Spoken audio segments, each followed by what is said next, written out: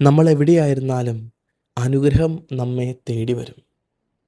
വിശുദ്ധ ലൂക്കായുടെ സുവിശേഷം 1-ാം അധ്യായം 39 മുതൽ 45 വരെയുള്ള തിരുവചനങ്ങളിൽ എലിസബത്തിൻ്റെ ജീവിതത്തെക്കുറിച്ച് നമുക്ക് കാണുവാനായിട്ട് പറ്റും. 5 മാസം ആരുടെ മുമ്പിൽ പോവാതെ ജീവിതം കഴിച്ചുകൂട്ടിയ ഒരു വ്യക്തി എലിസബത്താണ്. വീട്ടിൽ പരസ്പരം സംസാരിക്കാൻ പോലും ആരുമില്ല. സംസാരശേഷി നഷ്ടപ്പെട്ടു പോയതാണ് തൻ്റെ ജീവിത പങ്കാളിയായ സക്രിയയ്ക്ക്. പ്രായത്തിൻ്റെ പല ബുദ്ധിമുട്ടുകൾ ജീവിതത്തിൽ, ചുരുക്കം പറഞ്ഞാൽ പല രീതിയിലുള്ള വേദനകളും സങ്കടങ്ങളും ബുദ്ധിമുട്ടുകളും ജീവിതത്തിൽ ഉണ്ടായിരുന്ന ഒരു വ്യക്തിയായിരുന്നു എലിസബത്ത്. പക്ഷേ 6-ാം മാസം എല്ലാം മാറി മറിയുകയാണ്. പരിശുദ്ധ അമ്മ എലിസബത്തിനെ സന്ദർശിക്കുവാനായിട്ട് കടന്നു വരികയാണ്.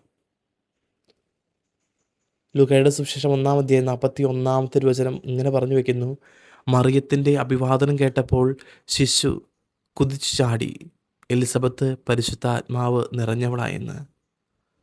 സങ്കടത്തിലിരുന്ന എലിസബത്ത് പരിശുദ്ധ അമ്മ വന്നപ്പോൾ സന്തോഷം നിറഞ്ഞു. വെറും സന്തോഷമല്ല, മറിച്ച് പരിശുദ്ധാത്മാവിലുള്ള സന്തോഷം.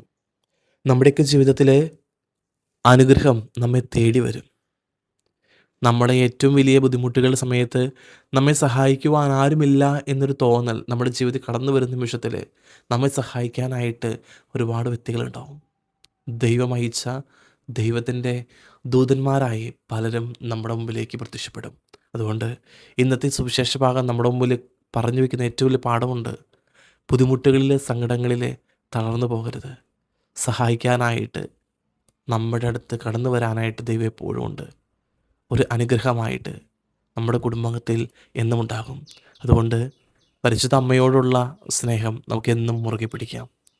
വേദനയിൽ പരിശുദ്ധ അമ്മ എലിസബത്തിൻ്റെ അടുത്ത് കടന്നു വന്നതുപോലെ നമ്മുടെയൊക്കെ ജീവിതം കടന്നു വന്ന് നമ്മെ സഹായിക്കുമെന്ന ഉറച്ച വിശ്വാസത്തോടെ നമുക്കുമായിരിക്കാം. ദൈവം അനുഗ്രഹിക്കട്ടെ.